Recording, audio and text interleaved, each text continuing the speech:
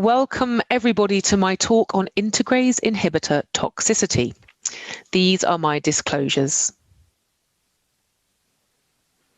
So, first topic is of course to acknowledge that unboosted integrase-based regimens are preferred in guidelines. These are the most recent update of the EACCME guidelines released just before the HIV Glasgow conference, and what you can see for their recommended first-line regimens, it is all unboosted integrase inhibitor based, and that includes the dual therapy option of dolutegravir and lamivudine.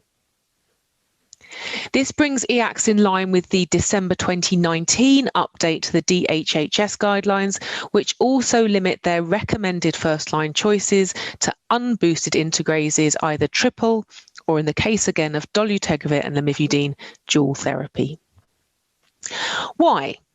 Well, by and large, integrases have been at least non-inferior to NNRTI or boosted PI comparators. The only exception of note is Switch-Merck, which was a study in suppressed people on protease inhibitors, and continued lopinavir-ritonavir was superior to switching to raltegravir because that was a population that included people with NRTI resistance. Now, we've learned a lot since then, and we wouldn't use low barrier third agents with two NRTIs in the context of NRTI resistance anyhow.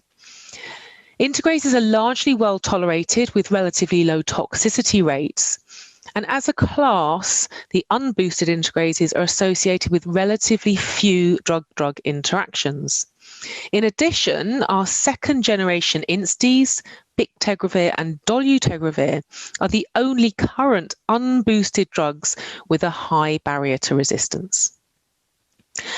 But before we start talking about integrase toxicities, I want to cover some important principles when it comes to interpreting adverse events.